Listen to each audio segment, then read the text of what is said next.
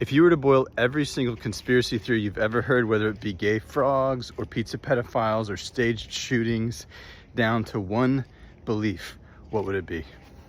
I'm being manipulated or lied to, right? It's the inability to trust anything. And guess what's at the root of not being able to trust? Emotional repression. We couldn't trust the volatile or repressed people in our childhood. So we learned that we had to push down or repress certain emotions. And in doing so, we stopped being able to trust ourselves and our own experience.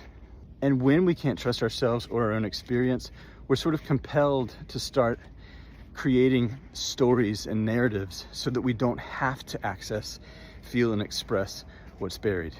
The childhood versions of this are what we call deficiency stories usually. So some things like I'm unsafe, or I'm not good enough, or everyone's out to get me. The adult version are any conspiracy theory that you can think of, right or left. And the really heartbreaking thing about this is that because of the nature of emotional repression, you've got people landing on stories or beliefs like I'm being manipulated and arguing for it or defending it even really intensely sometimes, as you know. And the irony, of course, is that when we're in emotional repression, we are being manipulated, but by a mechanism inside of us that's saying, you're not allowed to be you, you have to believe things and suffer instead. Of the few people that I've worked with who struggle with conspiracy theorizing, which is usually men, by the way,